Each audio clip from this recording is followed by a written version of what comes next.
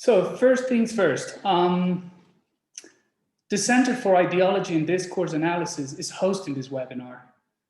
As some of you know, this center is part of the Department of Government at the University of Essex. And its main focus is the study of contemporary ideologies and discourses and their impact on institutions, movements, and policies. Basically, we try to bring together, bring together scholars who are interested in, among other areas, post-structuralist, post-Marxist, and psychoanalytic theories of ideology and discourse, contemporary democratic theory and governance, research methods in critical political theory and analysis, populism and radical democracy, democracy, justice, and movements and social movements, mass media, communication, and political agency.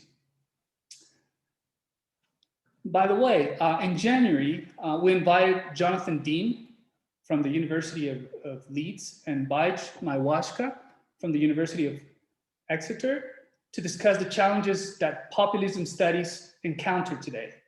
That was in January. In February, we invited Claudia Lapin, scholar from University College London, and on this occasion, she presented a very interesting methodology, psychoanalytically informed methodology titled Free Association Narrative Interview. Now, in March, we have another very distinguished guest with us, whose name is Juan Telleria, an expert on critical development studies. As most of you know, Juan is assistant professor at the Department of Philosophy and researcher at the Hegoa Institute of the University of the Basque Country. In this webinar, Juan, Dr. Telleria, will be presenting his book, Deconstructing Human Development, from the Washington Consensus to the 2030 Agenda, a book recently published by Routledge. I would like to share with you a few things about the author that I think are very interesting. Dr. Telleria has an interdisciplinary academic background. So a PhD in philosophy, a master's degree in international cooperation for development, and undergraduate studies in anthropology, industrial engineering, and economics. So this is, I thought it was worth mentioning, a very interdisciplinary background. As a PhD student, he was invited by Professor Arturo Escobar from the University of North Carolina.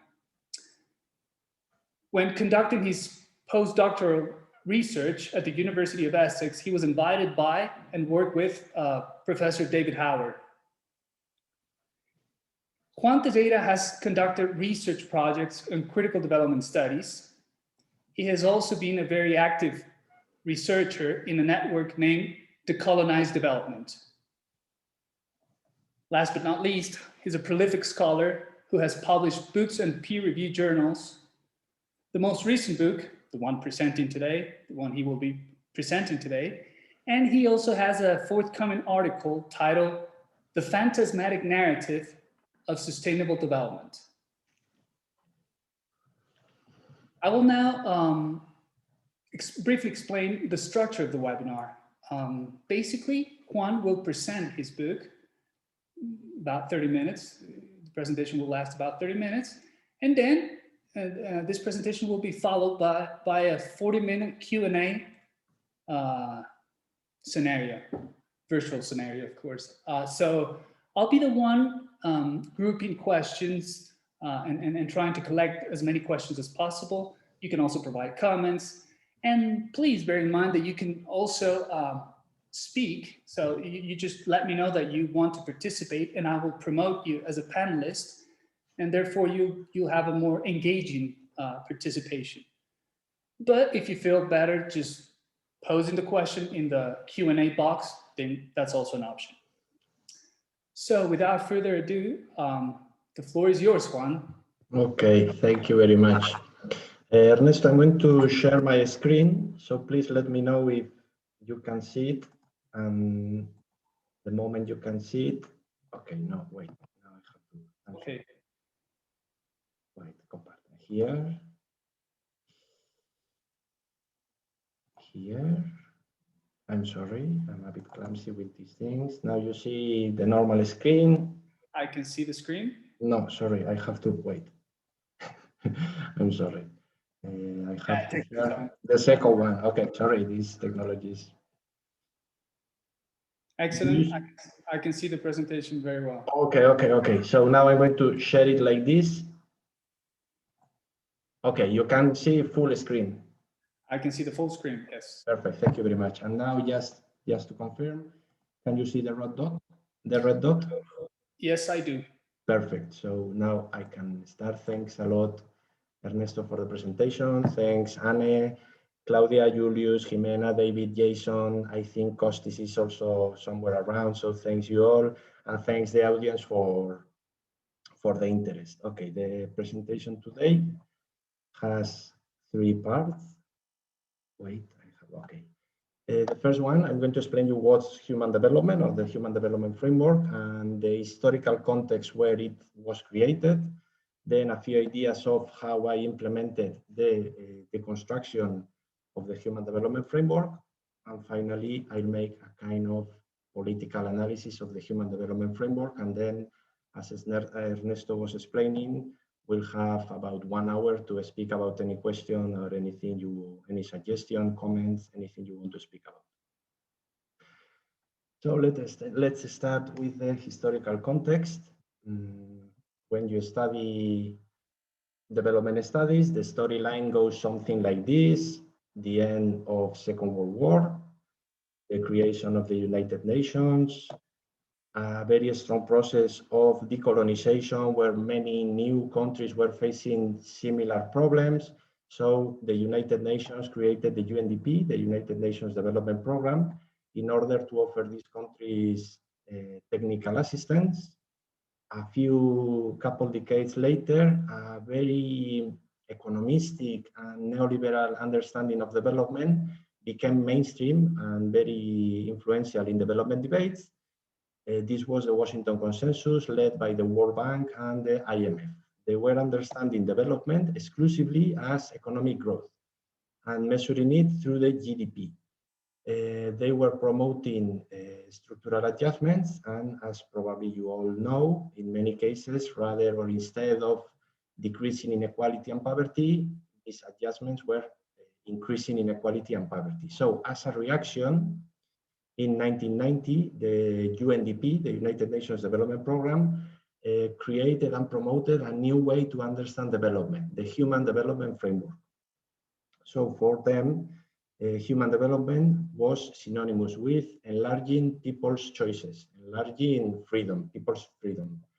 They also promoted the Human Development Index, which instead of only measuring economic growth, they proposed measuring education, health, and income. And together with that, in 1990, they started publishing every year a global human development report, the ones you have there in yellow, every year one since 1990. So these reports is what I analyze, what I'm going to analyze today in the presentation, but what I analyze in the book. And the storyline continues.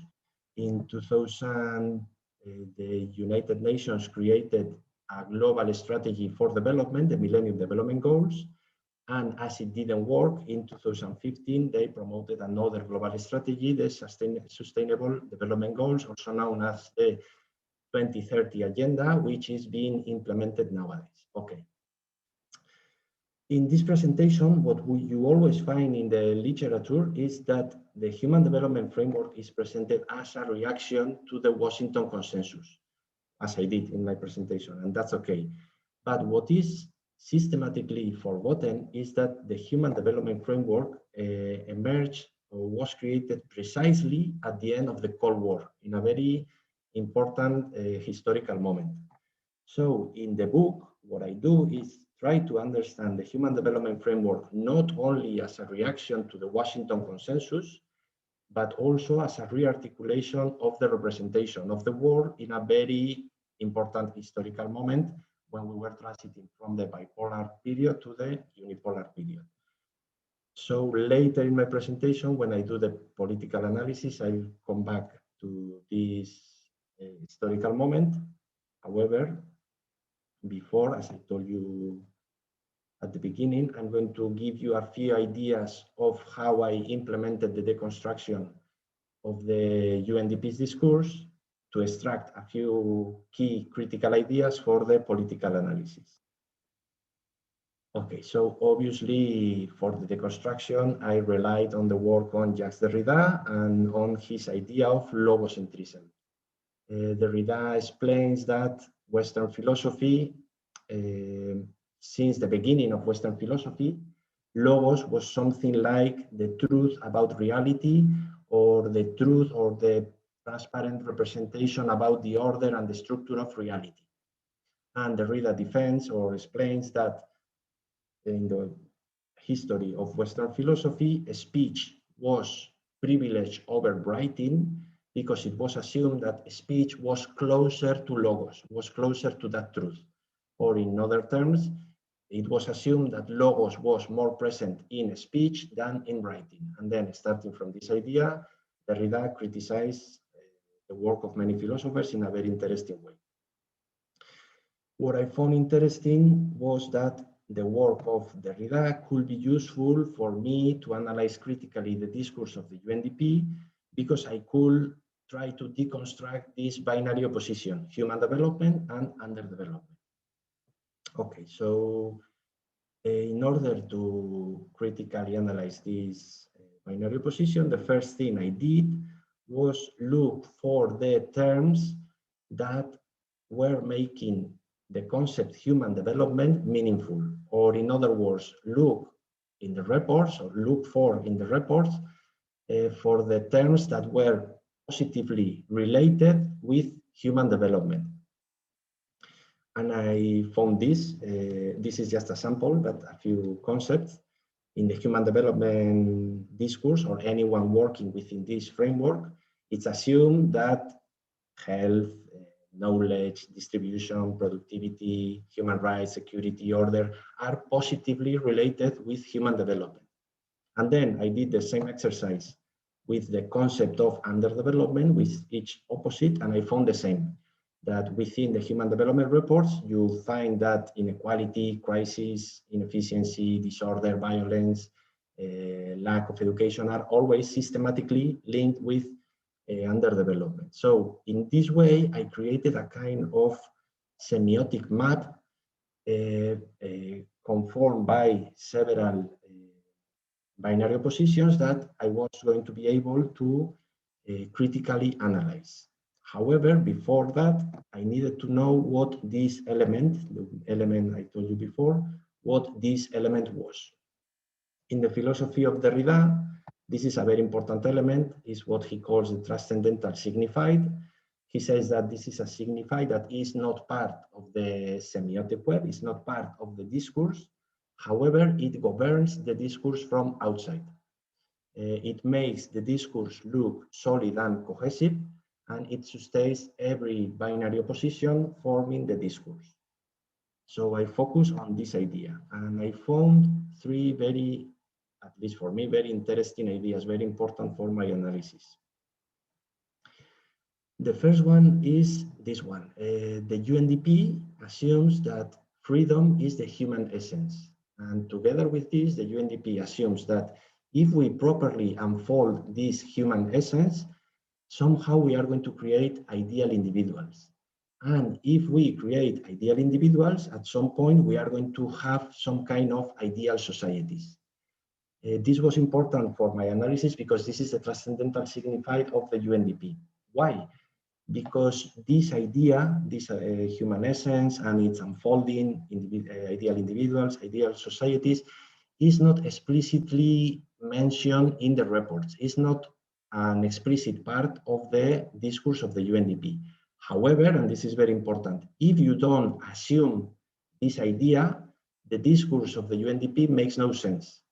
That's why I thought that this is the transcendental signified, because it's not part, an active part of the discourse. However, it's governing the discourse from outside and is helping every binary opposition to work. Okay, this is the first idea I found when I was looking for the transcendental signified. The second one was very important too, because it gave a kind of historical dimension to this transcendental signified. This transcendental signified, we can find it in the work of the most important evolutionist sociologists from the 19th and 20th century, Herbert Spencer, Talcott Parsons, and Francis Fukuyama. And finally, I found something that helped me in my analysis. All these authors, Spencer, Parsons, Fukuyama, and also the UNDP, work within a kind of linear logic that links the individual with economy, economy with society, and society with a kind of global universal harmony.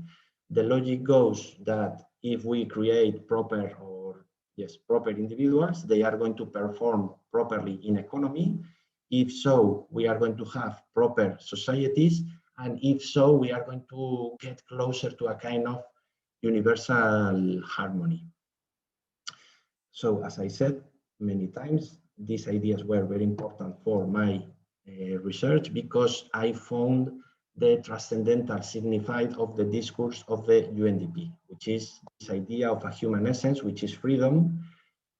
So at this point, I could say, once I found this transcendental signified, that human development is privileged over underdevelopment, because it is assumed that it takes us closer to this human essence, or to the proper unfolding of this human essence.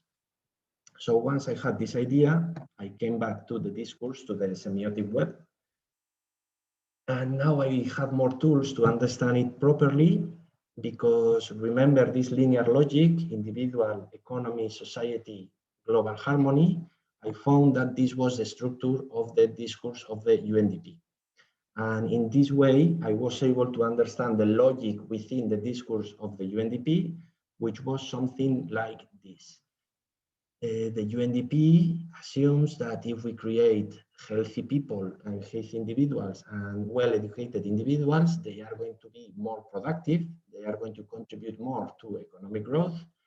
If we distribute properly this wealth, we are going to have better societies that are going to take us closer to a kind of global culture, a global harmony, a universal coexistence based on harmony, harmonious universal coexistence. So this will be more or less chapters 1 and 2 of the book. So once I had this theoretical schema, in chapter 3, I focus on how the UNDP links the individual with economy and with human development. That's to say, the beginning of this linear logic. And I found something quite meaningful. The UNDP knows that distribution is not happening, and therefore the UNDP knows that this linear logic is not working. However, in the reports, the UNDP does not focus on distribution. The UNDP does not analyze why distribution is not happening, and keeps on insisting that if we create healthy and educated people, they are going to be more productive, and they are going to contribute better to economic growth. I'm not going to develop chapter 3 fully, but I wanted to share one idea that I'm going to use later in the political analysis. The term capitalism is missing in the reports of the UNDP. A quite clear example, the 2019 Human Development Report is focused on inequality, global inequality. Not even in this report, the UNDP is using the word capitalism. There is only one mention in an endnote in page 259. So I found it quite meaningful. And as I said, I will use this idea later in the political analysis. Okay. And in chapter 4, I analyze how this idea of a global culture was informing the whole discourse, this whole semiotic web. And I found that the UNDP reproduces or echoes the thesis of the end of history of Francis Fukuyama. And as a consequence, the UNDP's discourse is an identity discourse. The UNDP is using human development to construct a kind of self, and is using underdevelopment to point to a kind of otherness or to construct an other. So again, I will take this idea for the political analysis later, not much later, because it's what I'm going to do now. So as just to remember, I was explaining the context. This, what I was explaining now, were a few ideas I took from the process of deconstruction. So now let's go with the political analysis.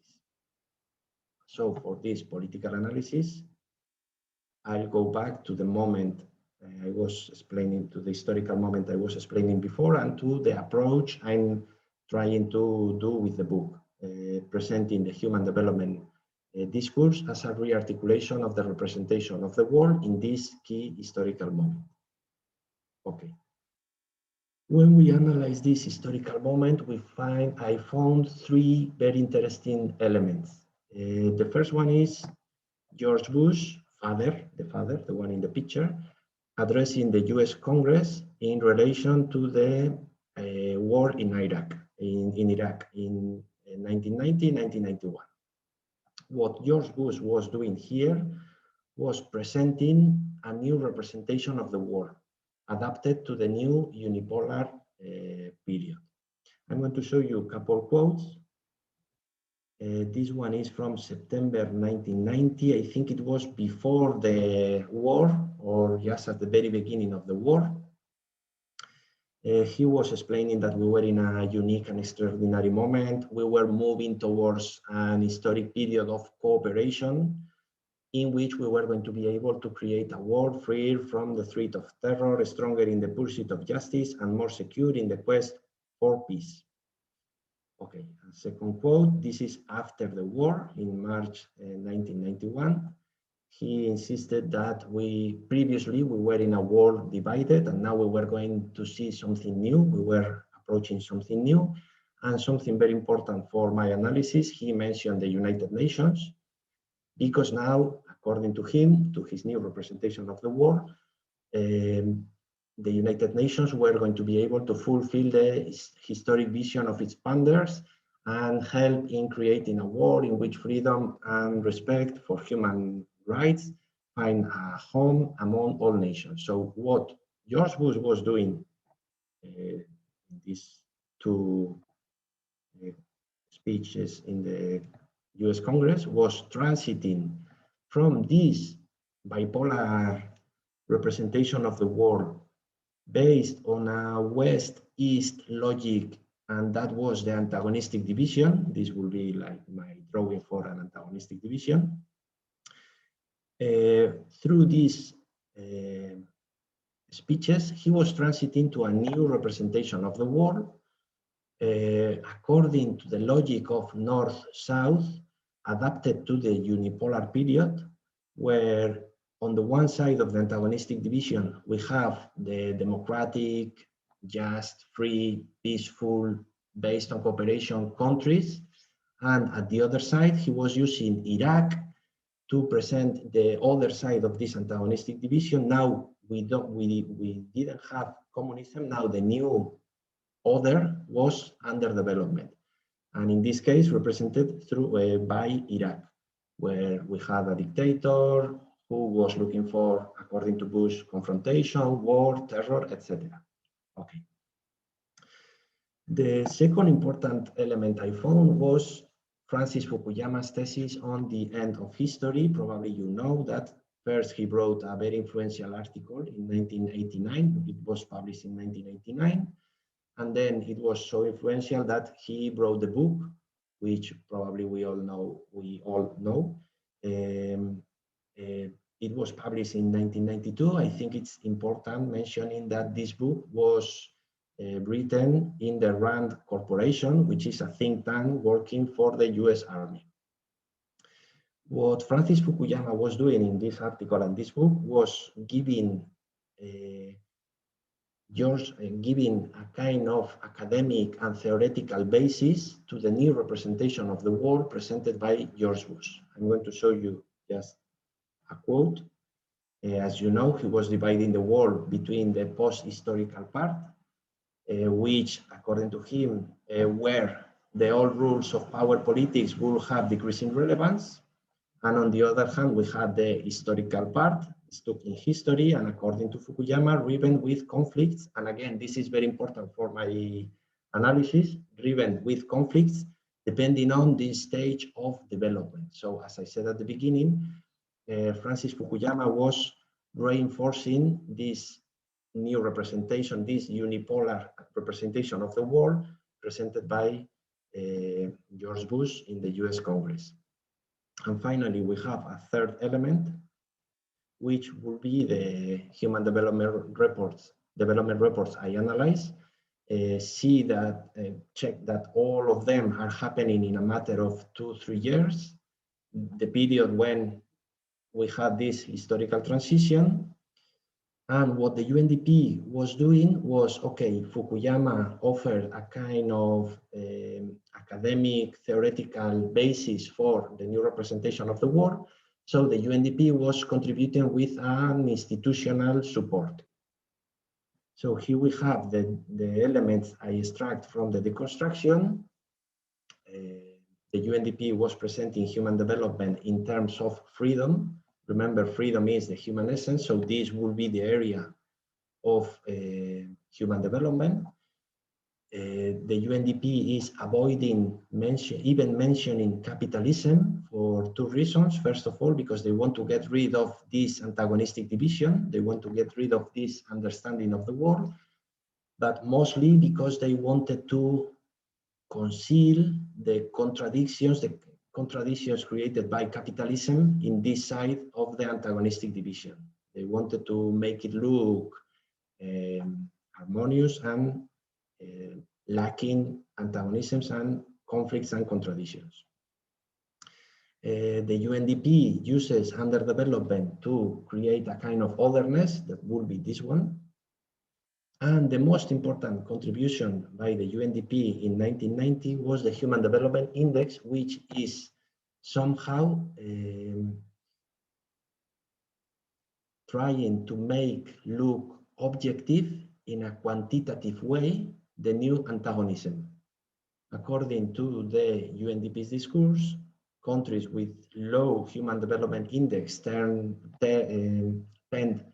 to have these kind of problems, and as a result of these problems, migrations, lack of sustainability, lack of good governance. On the contrary, countries with high Human Development Index, they tend to be democracies based on justice, freedom, peace, etc. Okay, and the last thing I defend or I explain in the book is that this new representation of the world during last decade, 2010s, got to a point of exhaustion. Why? Because there were 3 dislocatory moments that broke the discourse of the UNDP from within. So I'm going to explain these 3 dislocatory moments. The first of them is the financial crisis.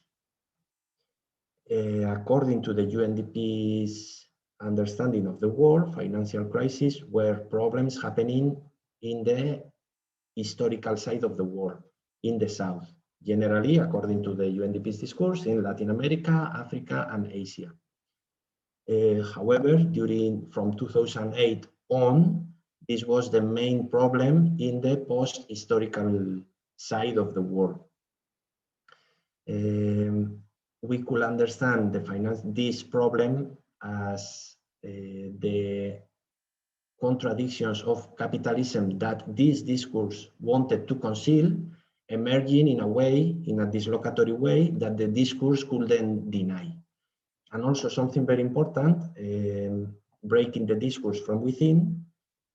In many European countries, democracy was suspended due to the financial crisis. And this is something that the discourse of the UNDP was not able to explain. Something similar happened with the Brexit. According to the UNDP's discourse, conflicts based on identity were part of the historical side of the world. This is, by definition, how Fukuyama defines the historical part of the world, this kind of conflicts. However, during last decade, until a few months ago, Europe had a very important conflict based on identity issues, or at least partly on identity issues. And something very important too, that the UNDP's discourse was not able to explain. This conflict, the Brexit, emerged in a democratic country and was managed and solved in a democratic way, or at least through democratic institutions. So again, this was something that for the UNDP's discourse was dislocatory. And finally, China, very important. Probably you remember that at the beginning I said that in 2000, the United Nations created a global strategy for development to reduce inequality and poverty. The Millennium Development Goals between 2000 and 2015, which were a failure. However, they were not a huge failure because China did very well during this period. So in a moment when the countries of the post-historical side of the world were dealing with conflicts from traditionally, or at least in the UNDP's discourse, traditionally from the historical world, a country from the historical side, which was not a democracy, became an exemplary case of stability and of proper strategies to reduce poverty and inequality. So I think this is the most important I had to say. Okay, so just to wrap up and start with the questions if you want. 3 key ideas. My analysis shows that the UNDP's discourse can be understood not only as a reaction to the Washington Consensus, but also as a re-articulation of the representation of the world, where capitalism is avoided, the contradictions of capitalism are avoided, and in order to do that, a new antagonism is created between development, the post-historical world, and underdevelopment. This discourse is profoundly essentialistic. Its roots go into the evolutionist sociology of the 19th century, where it's assumed that freedom is the essence of human beings, and development or evolution is understood as the unfolding of this human essence. And finally, the conclusion is that we can say that the Human Development Framework was created in 1990 with a very clear political remit. And recently, there were changes in the world, dislocatory changes that took the discourse of the UNDP to exhaustion. So Ernesto, this is everything on my part, and I'll be happy to listen to comments, any question or anything you want to share. I'll be absolutely happy to listen. Thank you, Juan. That was a great presentation. Okay, Jason has raised his hand. Jason, just a second, I will promote you. Should I, sorry, Ernesto. Yes. I think I should stop sharing my screen. Yes, please do. Problem is, I don't know how to do it. You will find here. On the top part of your screen, you have a stop sharing option. But I don't have it. Let me check if I do this, and I do.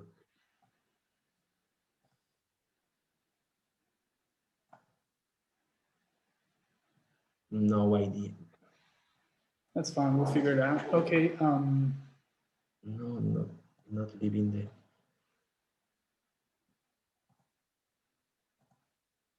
It should be here, but I can't. I'm sorry. It's okay. So someone has said that the administrator can do that. Ah, okay. Maybe Ernesto, you can do it. Let me see if I can do it.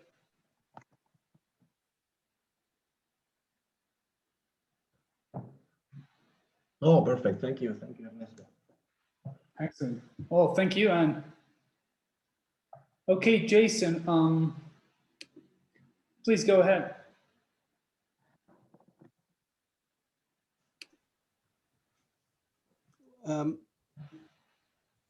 Great. Well, first of all, I just want to say a big thank you, Juan, for coming along and offering to present such a powerful summary of your thesis and your book. Very sweeping in its reach and theoretically rich. So thank you very much for that. I guess my comment, and I, you know, it's a very, for me, kind of a very plausible story that you're telling here. And I guess my question or my comment question is about two things. I'll just focus on one about freedom and the other one about numbers. So the question about freedom here. So I want to know how this concept is understood, because there is this link between development that you make and freedom. But freedom, of course, is a contested concept, and lots of different things can go in there. And so this is what I find interesting, and I'll be curious to know what you found in the texts and the materials, because there seems to be, I would expect, you know, a lot of very delicate maneuvering to be taking place around the question of freedom, because, and especially because the UNDP relies quite heavily, if I understand it correctly, on Sen's work, Amartya Sen's work. And so his conception and concept of freedom is not your standard conception of freedom as purely negative. There is a very strong perfectionist dimension to that conception of freedom, which doesn't necessarily sit so comfortably, let's say, with standard notions that of freedom that we associate with capitalism. So that's my first question. But how you think about, or how the kind of grammars of freedom and the negotiations that you may have witnessed in those texts. So that's the first thing. And the second is about numbers.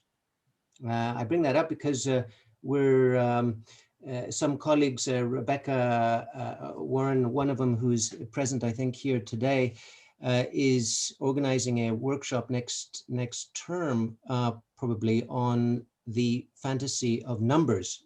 So there's a certain attractiveness to numbers, and the idea that you should be able to condense all these different dimensions about education and health and income into an index, a figure, is, on one level, you can understand that there's a certain attraction to that against the background of a scientific imaginary, let's say. But I guess my comment or question really is about where you see the limits to that form of shifting the discourse in a more progressive direction, right? So moving away from a kind of the dominant GDP kind of framework to something which takes into account other dimensions, it's hard to go against that from a progressive point of view. And nevertheless, there are limits, right? So the question really is about where to situate those limits. Are there dimensions that are simply left out that should be brought in? For example, around questions of distribution, which you quite nicely and in a very targeted way point out have been excluded. So would it be solved by bringing in other dimensions? Or is there something more profoundly limiting in the numbers game? So that's my two comments. Okay, should I go, Ernesto? Yeah, Well, yeah. you, Juan, you can I comment on prefer that. answering one by one because my mind is quite simple, and if I have 2-3 questions, then I get lost. Go ahead. So really good question. Yeah, yes, it's yes, because I had to summarize the book in 25 minutes, and I had to just throw a few ideas. But yes. You asked me about freedom, about how they deal with the complexity of Amartya Sen's debate with utilitarian approaches and all these debates during the 80s, and how the UNDP got it. And it's quite simple. The UNDP is a global institution. They care about a few things, and these theoretical things, they get rid of them as soon as possible. So the UNDP, in my opinion, is using Amartya Sen as a banner. I don't know how you say, like a sticker you put here and you say, we follow Amartya Sen. But they use it in a very, very, very simplistic way. They take Amartya Sen, they take a couple ideas, and they transform it into something that many people in policy making can buy easily. And that's all. And the best example I can put is the only time they deal, indeed, I was working in an article recently. The only time they deal a bit with the theory of Amartya Sen is in the first chapter of the first report. And if you analyze this document, it's like 5 pages in which they don't say anything profound. They just say, look, Amartya Sen is proposing something different. We are transforming it this way. And the rest of the almost 30 documents are always making reference to that first chapter. So with this, what I want to say is they don't go profound at all in any kind of debate. They are very cautious on going deep on debates because they know that many contradictions could emerge. So the answer will be, they take Amartya Sen in the first 5 pages of the first report, they mention him, they transform Amartya Sen's work into something that policy makers and practitioners could understand and buy, and that's all the theoretical debate. Indeed, Amartya Sen was involved in the creation of the Human Development Framework, and in many times, I remember too, Amartya Sen explicitly said that what the UNDP did was somehow, I don't know how to say, Ernesto, help me, traición? Betrayal was a betrayal to his theories. And he says the UNDP did very well in creating something that was going to attract the attention of a lot of people, but all these things were not very loyal to my theories, Amartya Sen said. So the answer will be that the UNDP feel uncomfortable with this kind of things, so they get rid of them as soon as possible.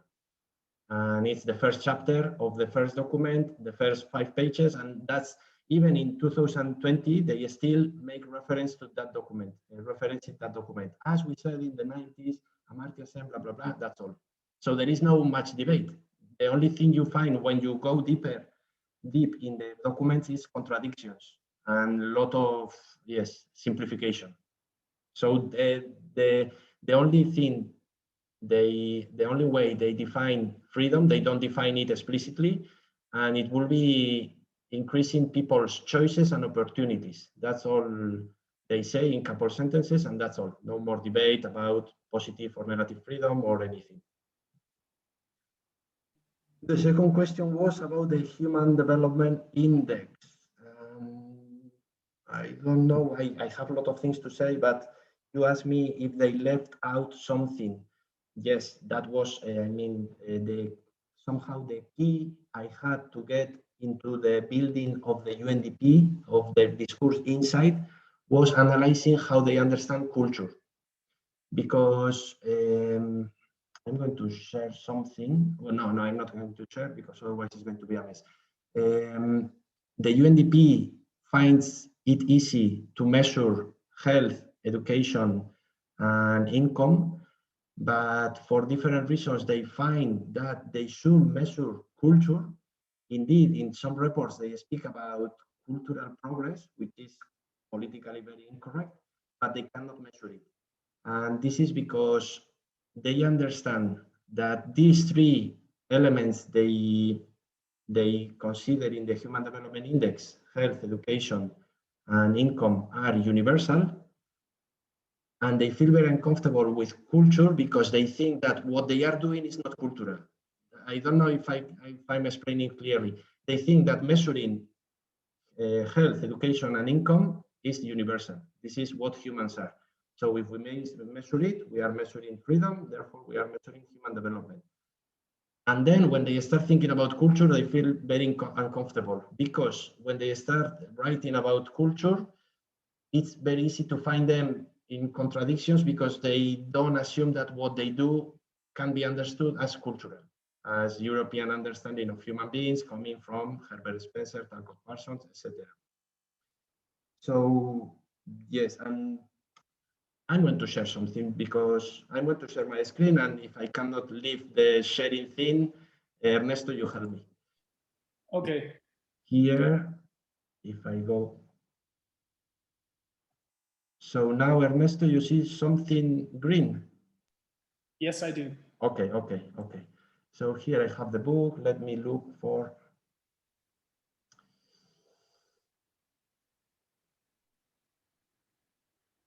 Okay. This was the key for me to get into how the UNDP understands human beings. This is something. This is Clifford Geertz, this anthropologist, was using this idea to explain how, since the Enlightenment, we are understanding human beings. Clifford Geertz says we were understanding human beings as essentially biological, then over it something psychological, which will be reason, then a social dimension, which is all these individual rational beings interacting, and finally, Clifford Geertz complains culture was always at the end, like the thing making us different or diverse one from each other. My analysis began realizing that when the UNDP is measuring health, education, and income, is measuring these three internal layers of human beings. Is measuring the biological dimension through health, healthy individuals. Psychology is measuring education as the way to promote or rational ability. And finally, is measuring income as the result of a proper social life. And this is when I found, okay, the UNDP is reproducing the stratigraphic understanding of human beings criticized by Clifford Geertz, but they don't know how to include culture in their Human Development Index. They explicitly say we should include it, but they can't. And analyzing this cultural dimension of their discourse is when I started finding the contradictions in their discourse. Probably I was repeating what I already said, but I wanted to show this idea because it's key to understand the analysis. I don't know if I answered to your questions, Jason.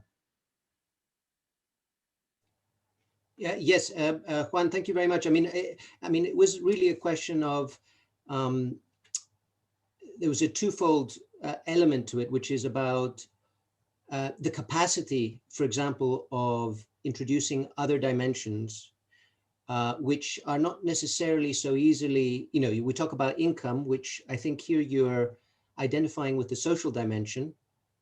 Yes. And so one of the questions is whether or not something like the element or the dimension of distribution, which you have isolated as something that has been excluded, could be included within an index, right? So this is so whether the index is something that from a progressive point of view, one can imagine improving, right? And then secondly, whether there is something inherent in the numbers game that is problematic. So anyways, I think that's enough food to go on. I don't want to dominate here. So we could just. No, but as you said, yes, they could use the Gini index. And probably they use, but when you read what they say and how they explain the situation of the world, they don't focus on distribution. They go again to productivity and to health and education because it sounds very progressive, But if you read critically the reports, what they are somehow promoting is productive beings, productive individuals, and not focusing that much on, maybe they calculate the Gini index and they give some kind of statistics. But then when they explain, or they, because the UNDP, what it's doing through these reports is advising countries on potential possible policies. They don't focus on distribution. They mostly focus on healthy and educated people because they are going to be more productive. Okay. Great news. You have already a few comments and questions, so I'm going to go ahead and put forward those comments. Oh, excellent. Yeah, cool. Cool now. Great. So Su Ming would like to participate. I'm going to promote you as a panelist. And please, can you hear us, Su Ming? Yes, I can see you now and I can hear you. So thank you very much, Juan. Thanks for a very elegant deconstruction. So I have a comment and a question. So firstly, the comment. Thank you. You have answered a question that has been bugging me for a long time, which is why none of my students, despite my evangelizing, are at all interested in studying human development with me. And the answer is they want to get jobs with the UNDP. So this is why they're not interested in human development theory at all and don't want to study it with me, despite the fact that I try to persuade them. So there is in your formal deconstruction, I mean, it's a linguistic post-structural deconstruction, which relies on a sort of a binaristic approach, right? And in that, I think it's really elegant what you've done, and it's simple, it's elegant, it's really comprehensible, and it explains a lot. But one thing it doesn't really explain is the substance of what goes on in the human development reports and in the offices of the UNDP and in the formulation of those reports, where there is a lot of work to make the ideas that attracted people to human development and to the UNDP go away once they have got into the door of the UNDP. So, and this begins with the questions that have already been asked about, the schema, which is about teleological philosophy, evolutionism, and linear logic, which fundamentally are incoherent from a human development perspective, because from a Senian perspective, Senian thinking is about pluralism and about virtue ethics, or I think Jonathan called it perfectionism, but it's mostly founded on some form of virtue ethics, which is fundamentally about irreducible pluralism, which is not at all compatible with this structure of understanding, right? So I suppose having, if you look in every one of these reports, there are these traces of this need to impose the structure, and the fact that many of the philosophical elements that were imported in to justify the very existence of this thing in the first place were not fundamentally compatible with it, right? Because because the UNDP, the HDI was brought in to wean public policy off GDP, right? But it thought that they would not be able to do it if they were forced to give up GDP, that the world would go crazy. So they said, okay, we'll give you two vegetables with your GDP. Yeah, we'll give you health and we'll give you education, and you can add that to the GDP and mix that up, and then you'll get your aggregate indicator. And then eventually people will be weaned off being totally obsessed only with GDP, and they could start thinking towards a pluralism. So that element of incipient or putative pluralism is always there in the human development reports, and in the very complicated process it always takes to go get anywhere with them, because it's very consultative and there are a lot of background papers and there's quite a lot of dissonance, cognitive dissonance in the background papers for each of these reports that you've analyzed now for 20 years, right? But then you see now 30 years. So now in the last 10 years, there is, the first 10 years, 1992 to or 20 years, you can say that there's consolidation of the unipolar world, right? And then there's unraveling of the unipolar world. So what comes after the unipolar world? And you indicate there's exhaustion already for 1 decade. Yes. So that's my question is, what, where is this going to go? Is there any inkling of multipolarity or some other discursive construct that will renew the discursive world? Or how does it look now? Because your binary is, like you say, you have your bipolar to unipolar, and now it's like What? what? Yeah, perfect. First of all, thanks for coming. So, you told me you were interested. I'm happy to see you. A few ideas. You told me, you're right, I don't go into the substance, and this is something that many people is telling me, Juan, you don't go to the offices, you don't speak with the UN officers, but it's like, and in the book I explain it, my approach is different. I'm trying to find the structure of the discourse and all the implications that you don't see in the surface, but are implicit in their discourse. And also something I explain in the book, these implications are in the reports, because here I'm following Derrida. I don't know what the people in the offices want. I know what they write. And people using these reports, they don't speak with the officers, they read the report. So I'm analyzing the message of the UNDP. That's why I have different ways to approach a critical analysis of the UNDP's discourse. And mine was, okay, I'm going to avoid speaking with anyone, not the people writing the reports, not the people reading the reports. I'm going to take this approach, which is very Derridian. I'm going to analyze what the UNDP writes and publishes. That's why, and that's why I was trying to find the structure of the discourse and the implications.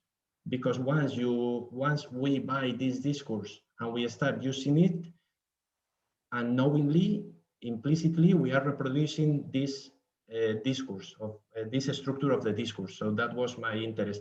And I always say when I present these kind of things, my approach to the UNDP is not the ultimate approach. This is what you have to know. It's one more. People is analyzing projects of the UNDP in some countries. People is analyzing the funding, the statistics. Mine is, okay, this is the structure. My vision, my approach to the structure of the discourse and its implications, but it's one more. Then another thing you were saying is that sense approach implies plurality or an assumption of plurality. But as I said at the beginning, one thing is Amartya Sen and the other thing is the UNDP. And even Amartya Sen somehow complained about how the UNDP understood and used for political objectives. It's his own. So I don't think, for example, once I understand and once I analyze the structure of the discourse from this perspective, from the perspective of my analysis, the UNDP's approach is not plural at all, because implicitly is reproducing, here I went super quickly, but it's reproducing the evolutionist understanding of human beings coming from the 19th century London, from Herbert Spencer, from the summit of the British Empire. So if someone says, look, the UNDP looks for plurality, I will say, okay, if you go deep in the roots of the discourse of the UNDP, you go to the most colonial period of recent history. So I don't know if it is plural or not. Explicitly, they explain about plurality, but once you buy and use the Human Development Framework, you are reproducing a very narrow and specific understanding of human beings, society, and history. And the last thing, I'm very happy that you asked me, because I even prepared a PowerPoint or one of these things. Ernesto, I want to share again. Excellent. Please bear in mind, all of you, that I have other people on the list. So Galiam, then an anonymous question, David, Alexander, Julius, and we're still doing on time, but just so you all know. I'll be brief. Okay, here, can you see this? Yes, I can see that. Okay, so look, this is the bipolar period until the end of the Cold War. This is what I was presenting.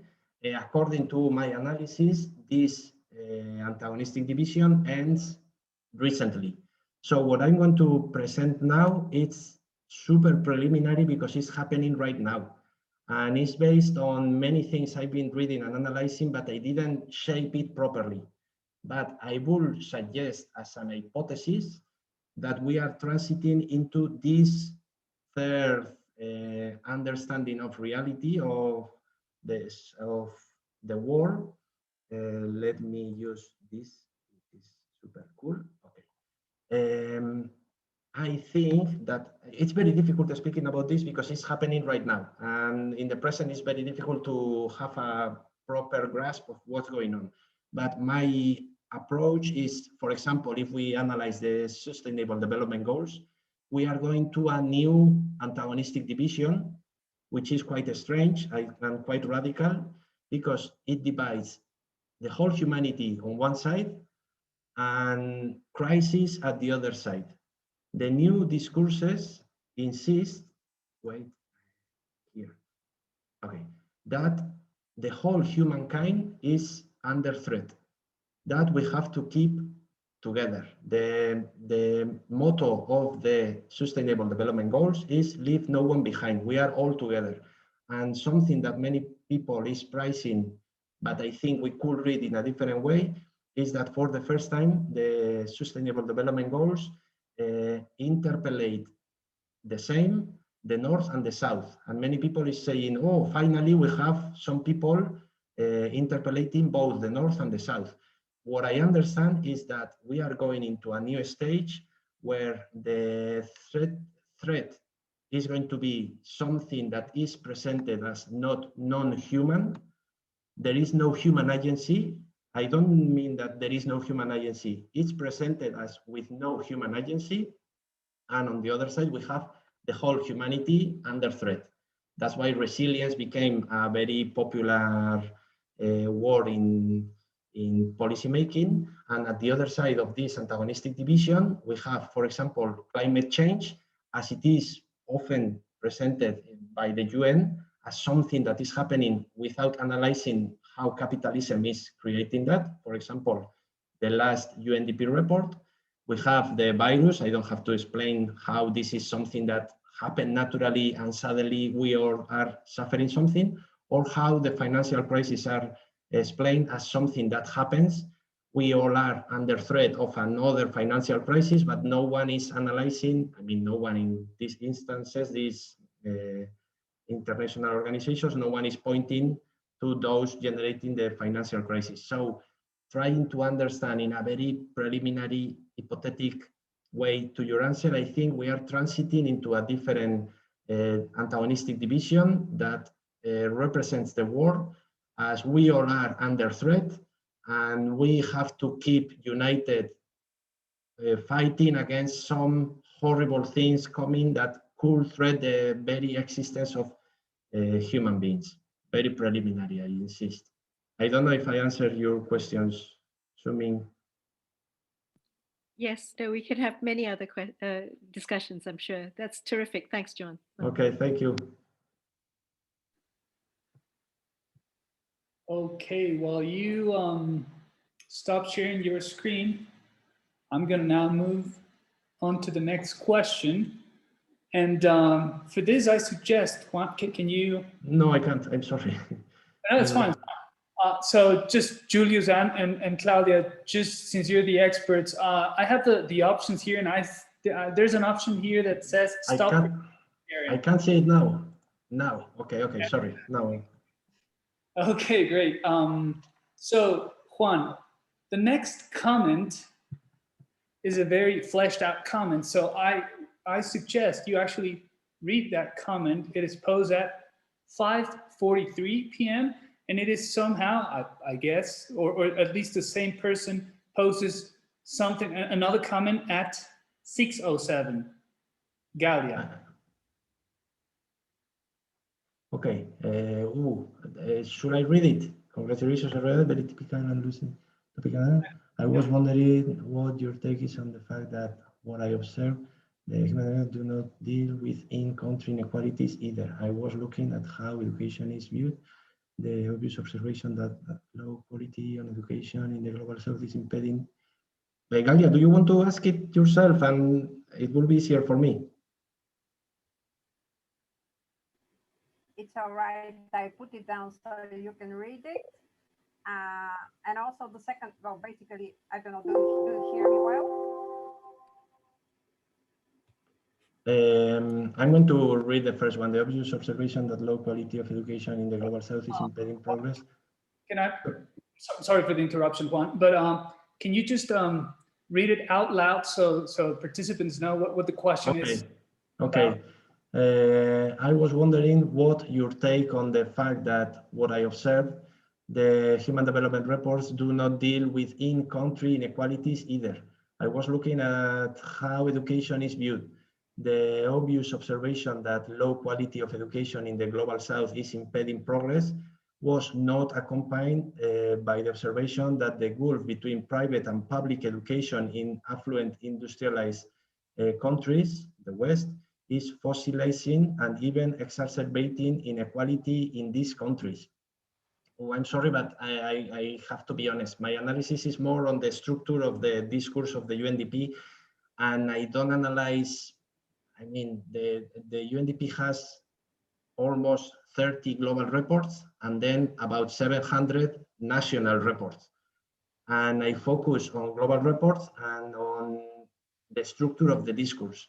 I mean, there are a lot of ways to approach the global reports, and I chose to analyze what I showed you, like this kind of structure, the logics within, and the implications of these logics, and the political implications too.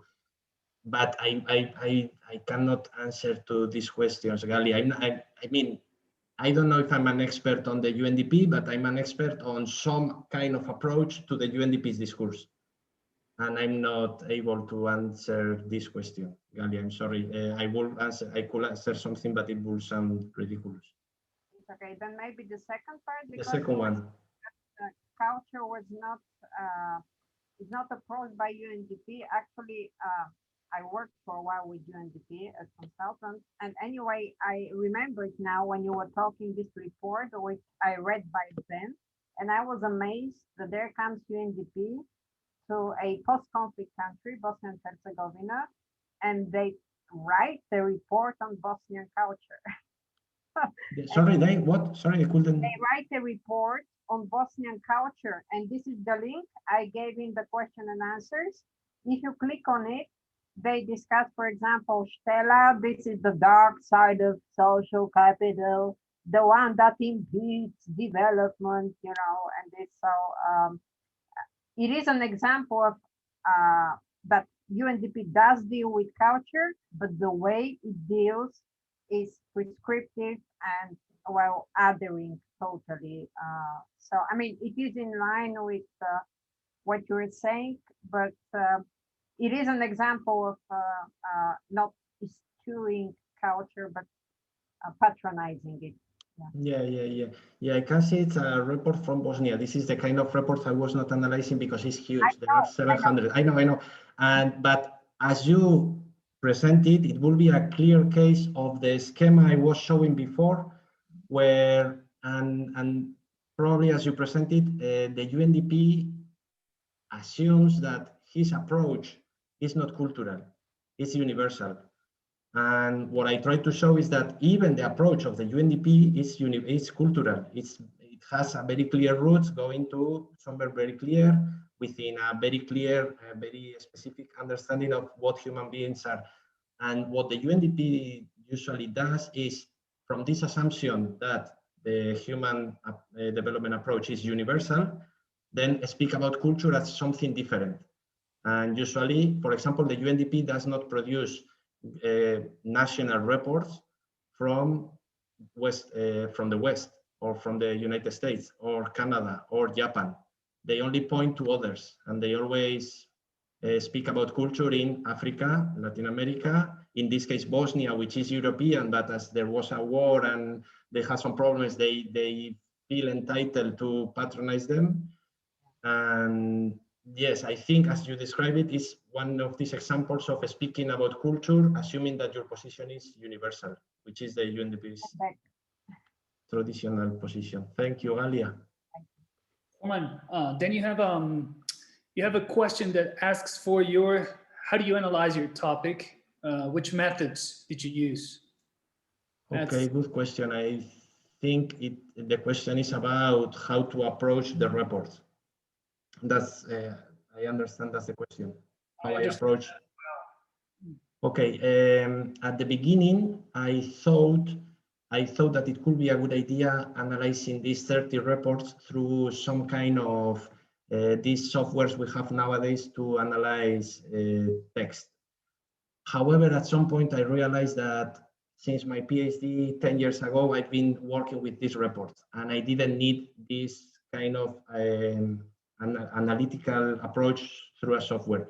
So I did it just reading the reports, because also this is also important. The reports usually follow the same structure, and the things that were more important for my analysis usually are the first and second chapters of every report, where they introduce a problem like culture or education or something related with development, and they develop it theoretically a little. And then usually chapters 3, 4, 5 are more measuring something in different countries, which is not so related with what I was looking for. Also, the UNDP also has, with every report, they publish a briefing. So you have in 10 pages the most important messages. So I explain in the book that I was approaching just reading the reports and analyzing them. They are 30. They are a lot, but I've been working for a lot of years with them. So more or less I knew where to look for the things. Okay, we can now move to David's intervention. David, please go ahead. Hi, Juan. Look, how many other questions are? Excellent presentation, but I'm going to say, are there other people on the list? Because I'm very happy to, some of my questions have been asked and I've had a lot of time to talk to Juan over the years. So if there are other people on the list, please put them forward. And if there's some time at the end, I'll ask my question. Okay, just so you know, it's you, David, Alexander, and Julius. So okay, well, go for Alex and Julius, and then I'll come back. Okay. So Alexander, I'm going to promote you as promote you to panelist, and please, the floor is yours now.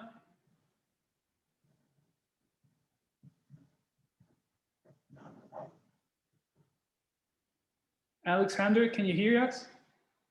Yeah, can you hear me? Yeah. Excellent. Fab. Yeah. Thank you. Sorry. So mine is less focused on the methodology, and it's more focused on these kind of essentialist aspects.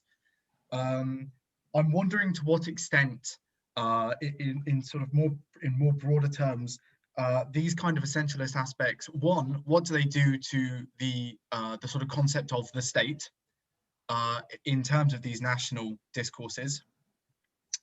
And then also to what extent it's a reflection perhaps on US hegemony and these kind of neoliberal doctrines on the conversion of the state into, the administrator of things. I wish I could ask a more focused question on the UNDP, but I'm wanting to sort of broaden it out. But yeah, I'm happy to clarify if any of that didn't seem clear. But thank you so much. Really, really, really fantastic.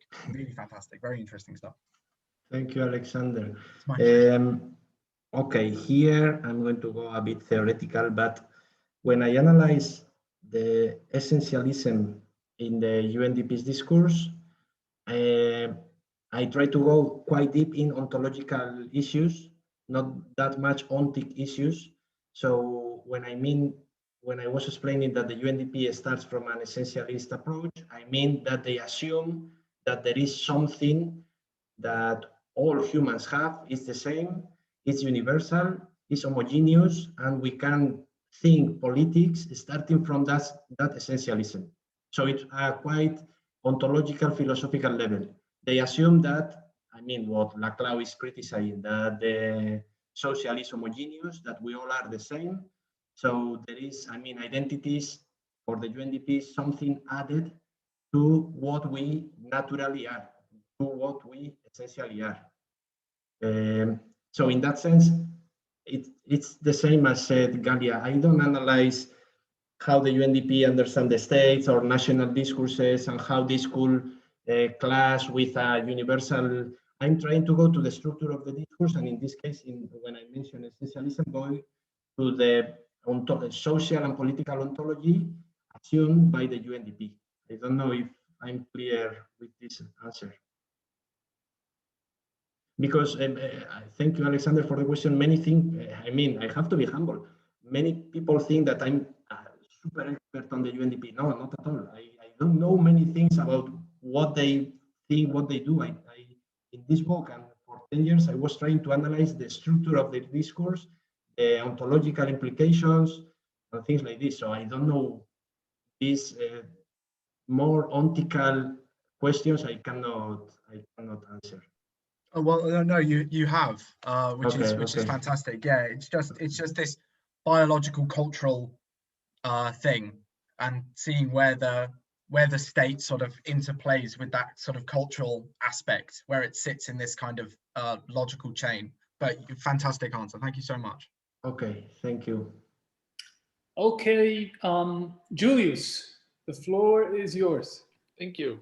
Very excellent presentation. It was really nice to hearing how the project developed, also comparing with 3 or 4 years ago when you presented at Essex. It's really, really great. I was also kind of like going a bit into that direction on the ontic, and it's a bit of a general question, so you can answer also very generally. But I was wondering, because all these frameworks that you talked about, obviously we know they're Western products. And also then the critique of these frameworks, like people like you provide, they are still also produced in Western knowledge institutions. Obviously, critical development studies is aware of like post-colonialism, post-colonial studies and so on. I'm not saying that you are, but kind of like, how do those countries that we call underdeveloped, how do they see these frameworks? Do they agree, say it's important that we need to raise our human development index and it will be good for us? Or is there some kind of critique emerging that they themselves say, we don't want to be analyzed like that, don't want to be put into this framework? Or is it because they're so dependent on the IMF and the World Bank that they just go with it and agree with this thing that's being put on top of them? Yeah, really good question, Julius, thank you. We find, I mean, you find every kind of reaction. Some people is aware that these supposedly universal, well-intended discourses are some kind of domination, so they reject them. They say, okay, this is your Western capitalist understanding of my life, so let me decide what's my life. That would be one kind of reaction. But as I was speaking recently in other debates, it's like with Christianism, development became so massively spread that now many struggles coming from people which is not Western are made in the name of development. So you find everything. Some people are accepting this discourse and articulating their claims through this discourse, but also some people with some different political background detecting that this is another kind of domination. So I don't know if I answer, and you are totally right. When I criticize this, on the one hand, I feel very comfortable because I'm criticizing people like me. I mean, I'm criticizing Western people, academic people. So I feel more comfortable. I'm not criticizing others or paternalizing anyone.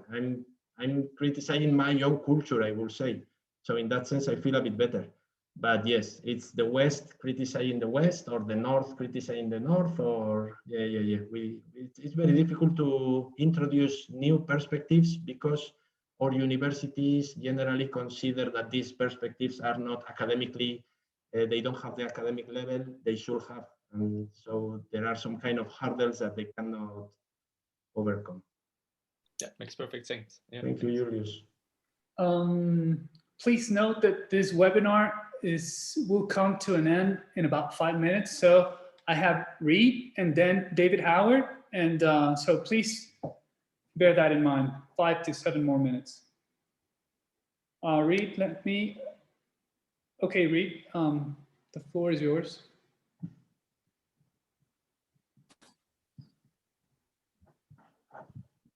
Hey, okay, sorry about that.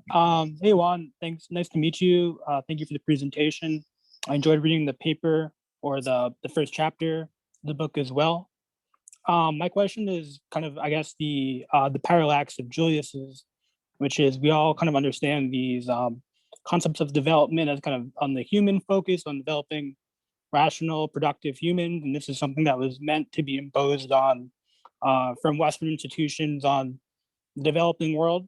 But I'm wondering if you've kind of noticed, or I mean, I've recently heard about this kind of professional managerial class discourse, which takes place more in the West in terms of trying to make productive, kind of the optimization idea of human labor and intellectual labor. I'm wondering if you see a correlation between the two ideas, and if there's kind of the same effect where you get techniques for disciplining people abroad and then applied back home. I'm just curious to your thoughts about that kind of paradigm.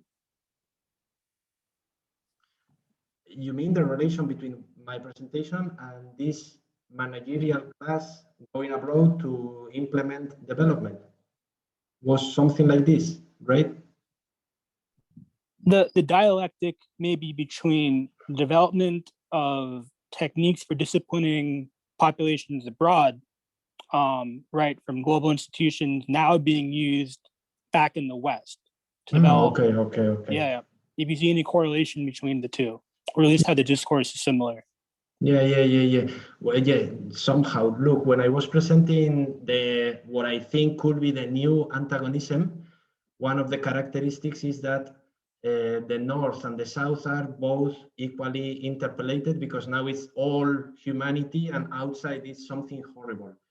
And many people say, oh, this is positive, as I said before, because now they are also interpolating the North.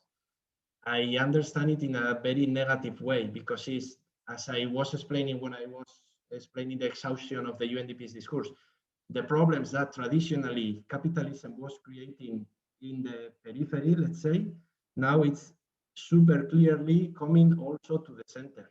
And now we all are submitted to the same problems created by capitalism. So what I think is that the techniques we were seeing, seeing in the periphery in the past, now we are suffering them.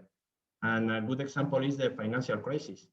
As I said, we were used to see the democracy in peripheric countries. I'm using periphery just to simplify it. Peripheric countries being suspended. We were not used to have European democracy suspended, and we experienced it recently. So I think I'm answering what you say. Yes, what we were experiencing in the South, I mean, I would say simplifying a lot. Now we all are in the South. Capitalism is made us, all of us in the South. I think this was your point, and I agree. And finally, David, we still have some time for your comments. Go ahead. Hi there. Can you hear me? Yeah. Hi, Juan. Thank you. Great presentation. So I had a couple of questions that have been answered anyway, but I mean, I was really about the role and function of the UNDP. And I mean, I appreciate your focus is on the representational practices, the structure of the discourse. So my question really was about the notion of representation. And in a sense, you're drawing on Derrida and the philosophy of Derrida. And of course, Derrida has a very interesting set of reflections about the notion of representation, the complexities of representation. And so on one level, one can read the structure of the discourse in some sense as reflecting practices and discourses that are going on outside of those texts. But I, as a good reader of Derrida, I would assume you also see that it's not just a pure reflection or a representation of something that's out there, but that there is a constitutive moment in these documents that brings something else into play. And so my question really is there something more to these documents than just the representations and reflections of, let's say, the dominant ideology in society? Because obviously when you're presenting your story, you know, the parallels with, say, modernization theory and discourse or neoliberalism is quite clear in the way you present it. But so my question is there a level of agency in these documents that reflect something that's different than just the dominant ideology that is existing? And I'm wondering also if, in a sense, you focused in on these documents, as you say, there's a sort of politics of the documents that you might bring out for us, where you're focusing on the finished products and the texts as documents. But is there a way into thinking about how these documents or texts were produced or constituted, which can bring out perhaps more contingency or more the sorts of things that Jason and others were talking about, that other sorts of variables that might want to be included? Is there a way to track what's going on in the production of the document? And I just had one final question. If you occupied that transcendental signified God, would you, on the basis of your knowledge, say tomorrow, abolish UNDP, reform it? And if to reform it, how would you reform it? But that's a Tony King kind of question. So. Okay. Okay, right. It's not just representing, I was using it, but it's not representing. The UNDP has an agency and it's constructing a discourse which then can easily transit into policy making. So the UNDP has a huge influence over a lot of development agencies, a lot of governments, a lot of NGOs. So the link between the articulation or the construction, the active construction of an understanding of the world, not just representation, just constructing something, getting rid of a few things and just constructing something, and produce it in a way that then easily can transit into policy making. I think there is a clear agency there. So it's not just representing, obviously, it's constructing something, it's articulating something new, and making it like pret-à-porter, like easy to take and use.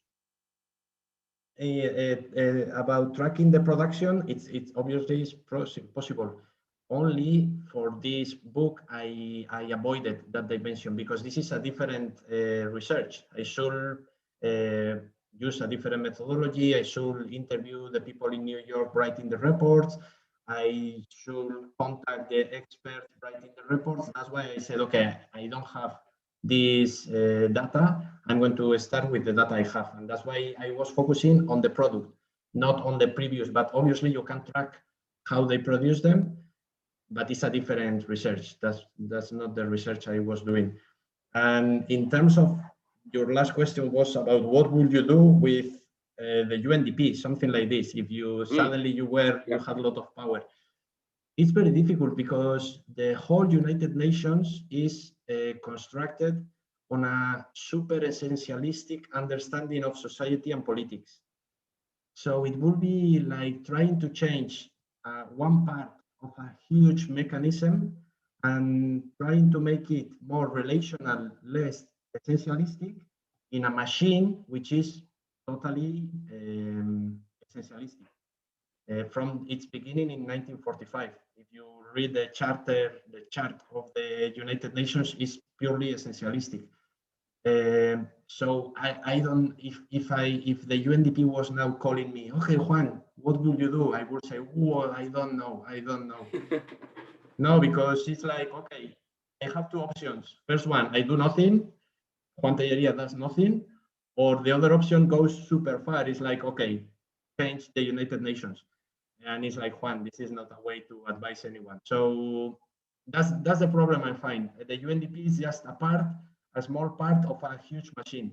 And the machine is super essentialistic. Indeed, this machine was created by the West, and it's following the essentialistic understanding of reality coming from the Greek philosophy. So changing things is super difficult. It's like fighting against history, fighting against the momentum of history, institutions, everything. So I don't know what I will do if I have the power to change anything. Thank you. Good. Thank you. Honest answer. Well, it goes without saying we have to wrap things up. And thank you, Juan, for your presentation.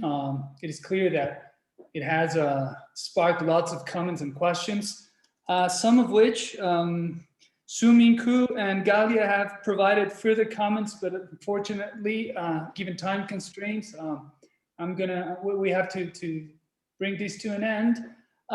Just one thing, Alexander asked for this recording, whether this recording will be available. And Julius, thank you, has already answered to that question.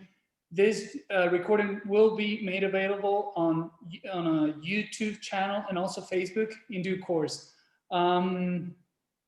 Thank you very much for your time, and I hope to see you in one of our next CIDA events. Thank you and bye.